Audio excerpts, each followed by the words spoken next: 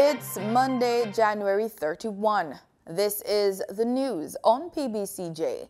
I'm Simone Absalom Gill. Finance Minister Dr. Nigel Clark says the government intends to table a legislation to facilitate investments valued at over $1 billion. He says the proposed large-scale and pioneer industry bill is among key priorities being programmed for the upcoming financial year. Dr. Clark was speaking at the recently held Jamaica Stock Exchange 17th Semi-Virtual Regional Investments and Capital Markets Conference. Dr. Clark said while Jamaica has facilitated and benefited from investments valued in millions, there is room for improvement. Jamaica's now done a good job. Investment of $200 million to build a hotel is no longer, doesn't make the headlines anymore. We have a long pipeline of such investments. Where we want to go now, we want to be able to attract investments of more than $1 billion. Such legislation would provide a mechanism through which additional income tax incentives can be offered in circumstances where the Minister of Finance designates, subject to affirmative resolution in Parliament, a project as an approved large-scale project or an economic activity as an approved pioneer industry. We will be making special provisions through legislation to be passed in Parliament or to be tabled in Parliament in the upcoming fiscal year to attract large-scale and pioneer investments in Jamaica of a size greater than $1 billion. Trinidad-based Massey Holdings Limited on Thursday announced that it has been initiated into the Jamaica Stock Exchange. The move makes it the second largest company on the JSE. The finance minister welcomed the move, saying the company should not only seek capital in Jamaica, but also invest. And we welcome them to invest in Jamaica because the returns in Jamaica will exceed the returns elsewhere. And what they have in Jamaica is stability of policy. What they have is policy that is geared towards the maximization of economic output and jobs. The three-day JSE conference was held January 25 to January 27 under the theme Positioning Capital for Growth, Facilitating, Mobilizing, and Expanding. The Jamaica Constabulary Force reported 132 murders in the first 29 days of January. As the country continues to grapple with the high annual homicide rates, plans are afoot to launch a national incentivized campaign to find illegal weapons. Word from the Office of the Prime Minister is that the initiative will see authorities providing incentives to persons who provide information which lead to the recovery of illegal weapons and gangs. The matter was discussed at Friday's meeting of the National Security Council. The Office of the Prime Minister says the objective of the campaign is to educate the population on the dangers of illegal guns and dissuade persons from dealing, trafficking, procuring, possessing and using illegal guns. More financial assistance is coming for the creative sector. That's the promise from Culture Minister Olivia Babsy Grange. She shared the news at Sunday's church service at the launch of Reggae Month, held at the Go for God Family Church in Kingston. February is celebrated in Jamaica's calendar as Reggae Month. This year's theme is Come Catch the Rhythm. Noting that as a country there are a lot of things we should be thankful for, Minister Grange says the ministry is thankful that it was able to issue grants to 2,000 persons within the creative industry in the last financial year. It was a little bit, 60,000 per person, but I know there are those who really appreciated it because I know that it helped. And I know that those who got it appreciated the fact that they got it.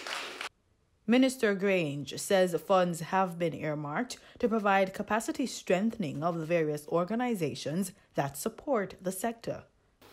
And that is what will happen through to the end of this financial year, which ends in March.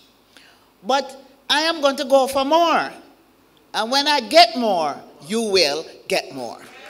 The Culture and Entertainment Minister says the power of reggae music is a gift from God to the people of Jamaica. That has been centerpiece to wealth creation and income generation for poor and vulnerable creatives and their communities while contributing to the national economy. Today we salute all those who were pioneers of the music, those who helped us to catch the rhythm, those who played a great part in its evolution and worldwide popularity.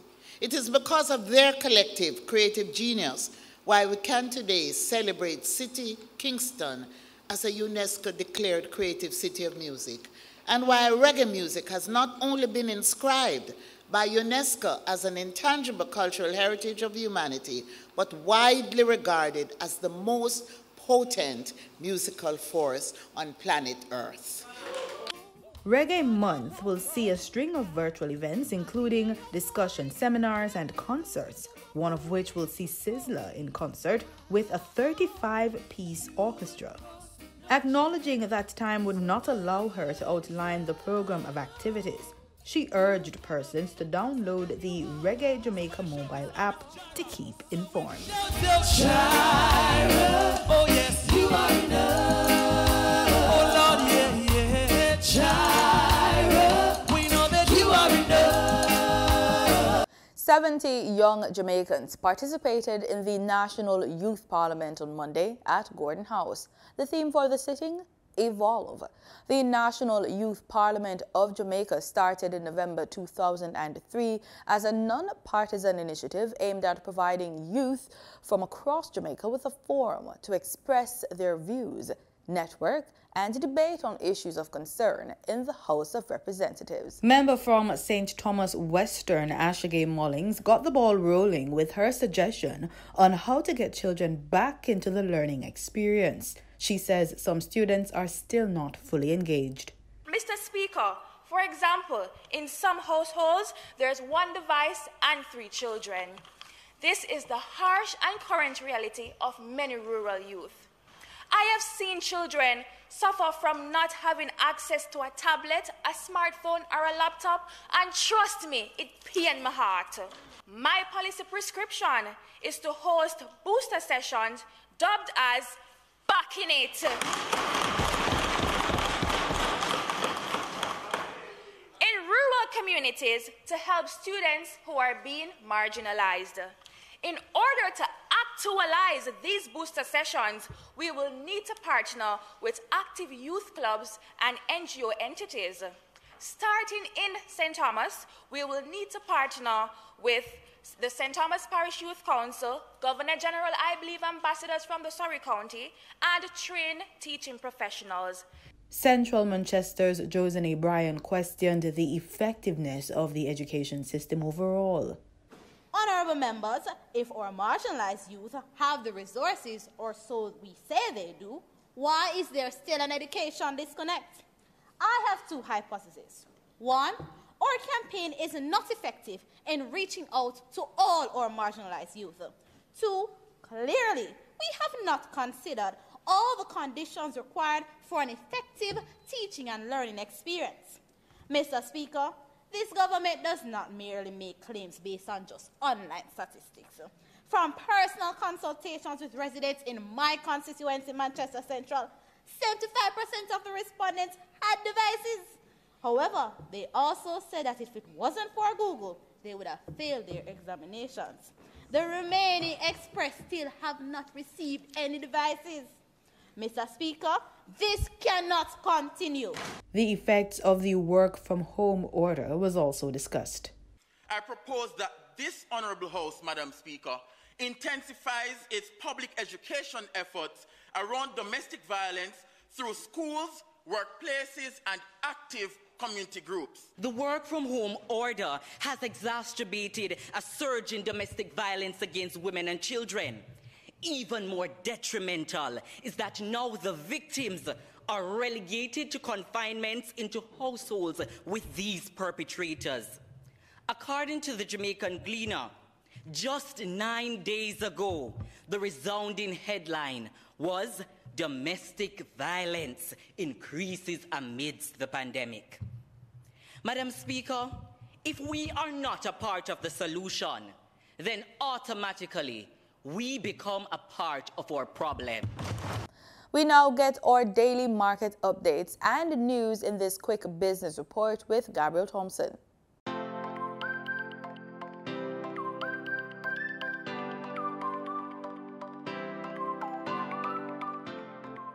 In foreign exchange trading for Friday, January 28, the US dollar sold for an average $156.78.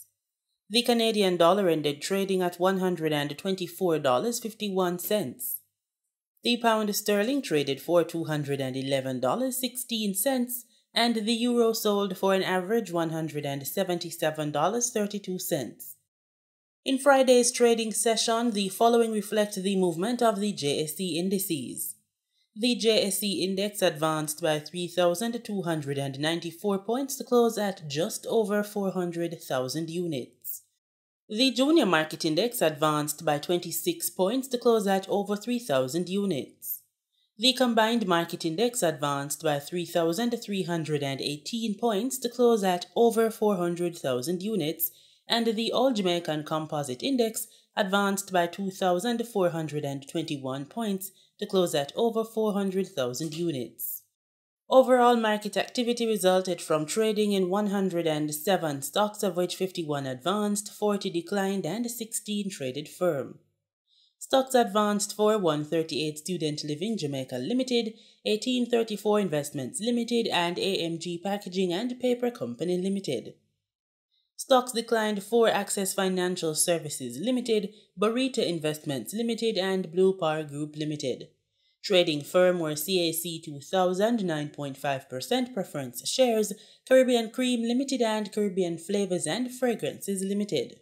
Wigton Wind Farm Limited ordinary shares was the volume leader with over 15.5 million units, followed by Stanley Motor Limited ordinary shares with over 10 million units, and JMMB Group Limited with over 6.5 million units. In market data for oil, prices rose on Monday as a supply shortage and political tensions in Eastern Europe and the Middle East put prices on track for their biggest monthly gain in almost a year. Brent crude had risen 66 cents or 0.7% to $90.69 a barrel. West Texas Intermediate crude rose 51 cents or 0.6% to $87.33 a barrel. The benchmarks recorded their highest level since October 2014 on Friday, $91.70 and $88.84 respectively, and their sixth straight weekly gain. They were headed for about 17% gains this month, the most since February 2021. Are digital currencies the future of money? In 2021, the Bank of Jamaica BOJ minted Jamaica's first batch of central bank digital currency, CBDC. A total of 230 million Jamaican dollars in CBDC was issued to deposit-taking institutions and authorized payment providers during the CBDC pilot project, which ended in December. In today's episode of Finance Matters, host Daniel Pasley speaks to Deputy BOJ Governor Natalie Haynes to get a better understanding of digital currencies and how they fit into Jamaica's overarching economic plans for the future.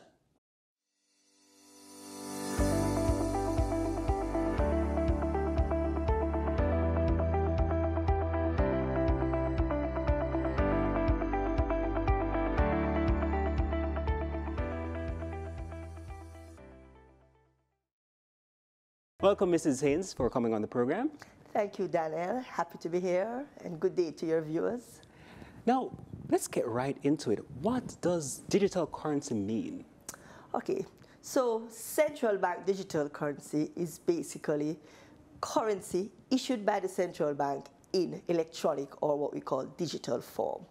So it works just like your physical banknotes and coins, but it exists in digital form. So 230 million was minted. And when you mean minted, you mean what exactly? Produced. Oh, okay. It's produced. Just as how you say you print banknotes or you mint coins, you mint digital currency.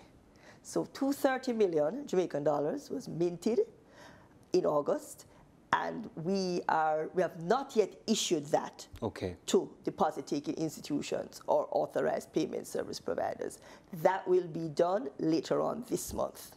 All right, so how will it be allocated to various sectors? Will it be done on a face-to-face basis? Right, so I can't tell you the sectors. I can tell you the institutions. No problem. It will go for the pilot. The institution that's in the pilot now is National Commercial Bank, and there are more commercial banks that will join before December. So we issue as they order. They determine what they want, and they place their order, and we will issue that to them for distribution now to their customers. So that's basically how the average citizen will be able to access the digital currency then? Exactly. So anyone can access digital currency. You don't even need to have a bank account now. What you do, you go to a commercial bank or an authorized payment service provider and indicate your interest.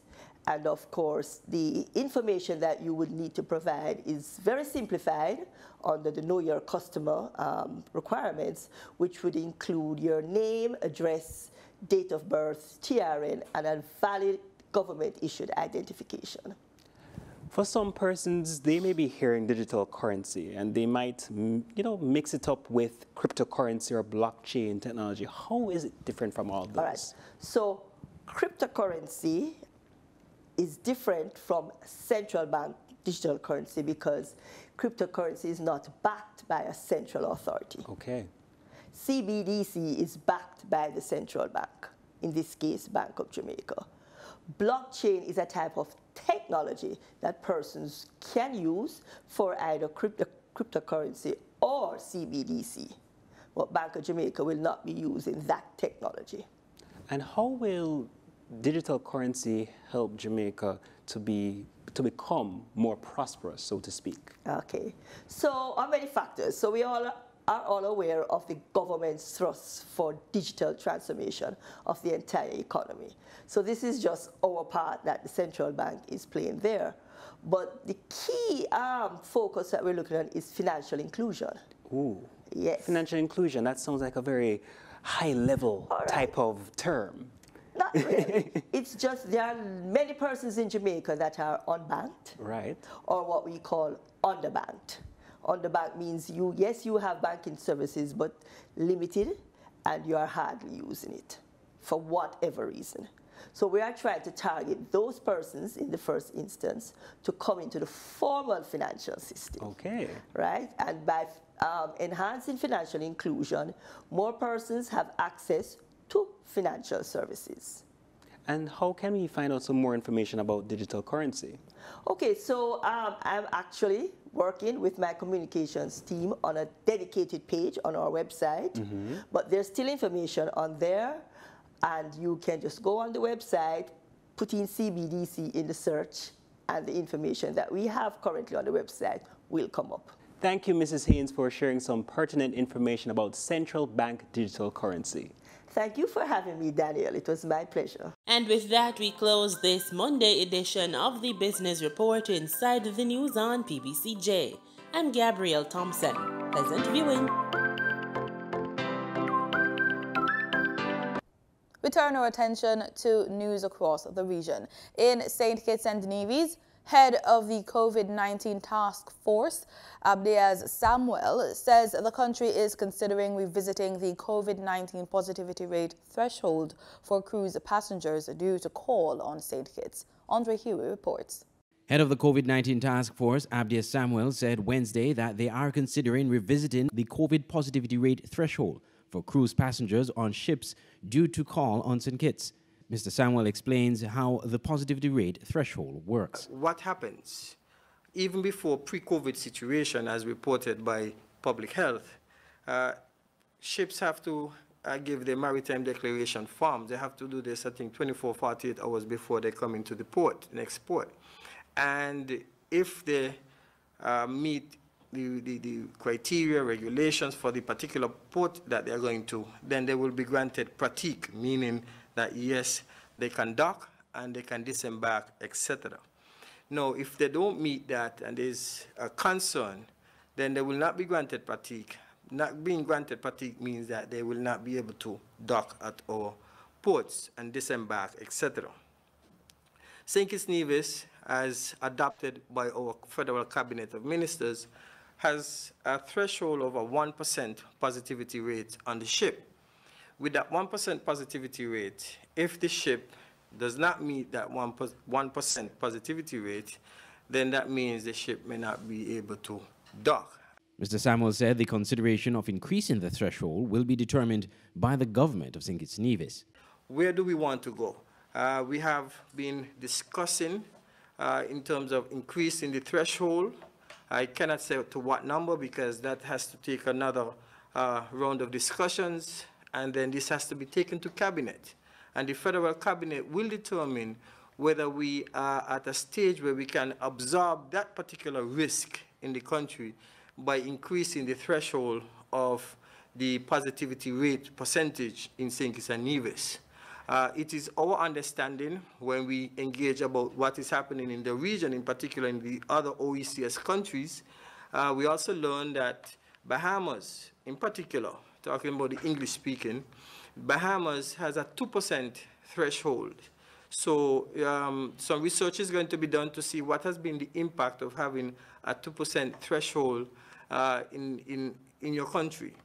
Earlier this week, in an interview with SK Newsline, businessman in the tourism sector, Maurice Widdowson, said this threshold should be revisited as a lot of precautions and mitigating measures are being implemented by the cruise ships before they arrive at the destination. That figure of 1% judgment has been 1% for years. And that 1% generally before COVID applied to onboard things like gastroenteritis and things like that, which the boat, really didn't react to in any great physical way.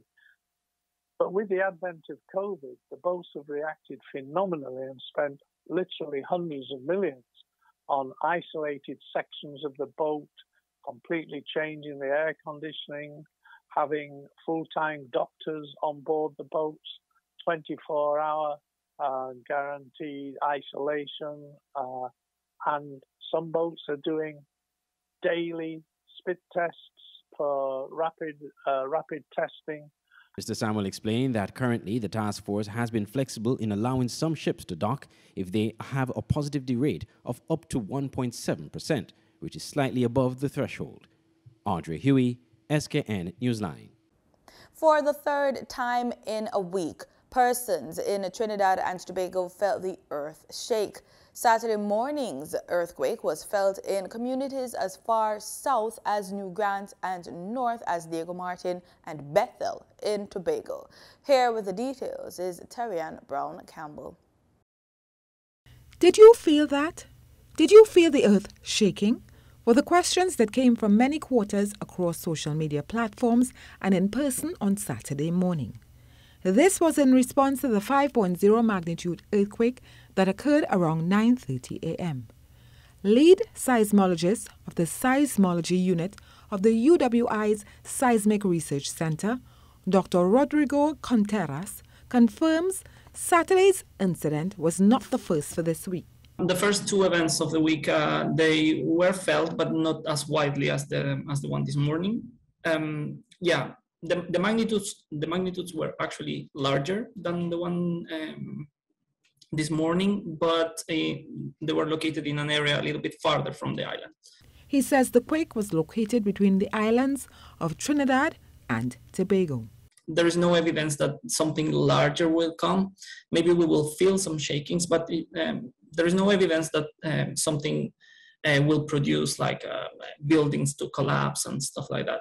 Dr. Cantera says many persons commented on Saturday morning's event via the center's Facebook page, but he urged them to fill out the felt earthquake form on the site instead, as this will allow the center to gather more accurate data on the earthquake.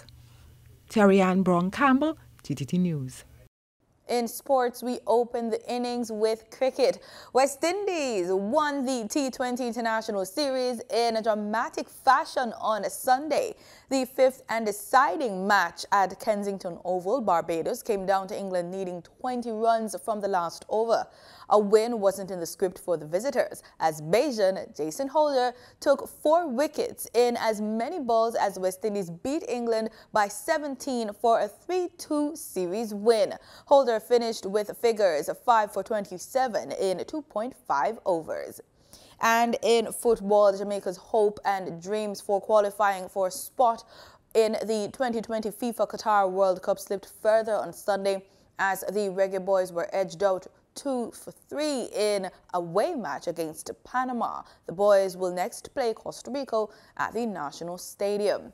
And we go trackside with athletics. The fastest woman on the planet, Olympic double sprint champion Elaine Thompson-Herah, opened her 2022 competitive season by winning the women's 60-meter at the Queen's Grace Jackson meet at the National Stadium on Saturday. Thompson-Herah stopped the clock at 7.19 seconds.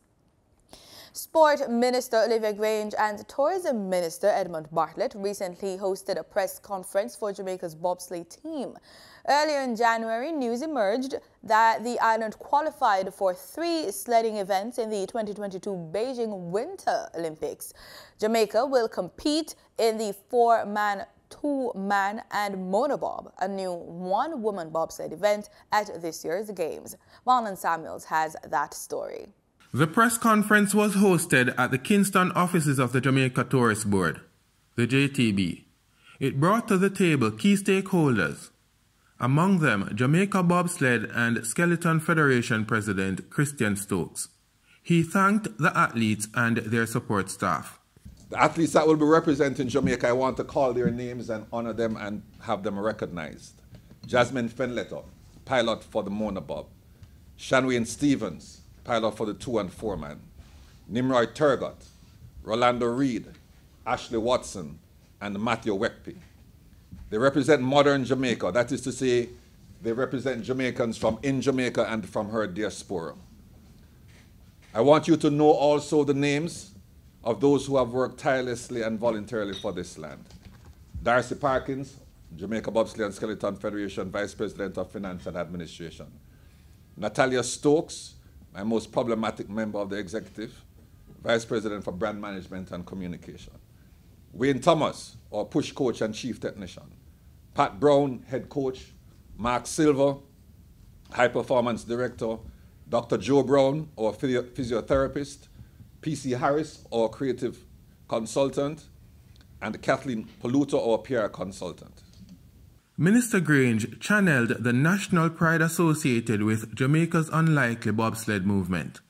In every country, on every major network, on news websites, and in the major newspapers and magazines, everywhere there's been an inspirational story. 1 or 2 stories or more about Jamaica's sportsmen and sportswomen getting ready to warm up the Winter Olympics. The stories about our extraordinary bobsled and skiing representatives in 2022 Games have been the greatest advertisement for everything that we want the world to see. We want the world to hear and we want the world to feel about Jamaica. For its part, the JTB donated $3 million to the bobsled team. Minister Bartlett touted plans to build out sports tourism as the island redefines its offerings in a changing world. Our contribution to the bobsled team to make it possible for you to enter is really part of the broader contribution that is being made by so many good people who you have mentioned. And we want to thank them and to commend them. You know, $3 million Jamaican dollars is not as much as we would want to do, but we know that it will fill an important gap. But Chris, the bigger issue is the spirit of Jamaica that is with you, that is behind you, that is propelling you. And so as you, she said you skate on the ice, we say you glide. On the ice. So as you glide on the ice, you know that at the end of the day, there is Jamaica that will be here to say thank you for your efforts. The 2022 Winter Games will officially open in Beijing on February 4. For the news on PBCJ, I am Marlon Samuels. And that's our package. You've just watched the news on PBCJ, the People's Station.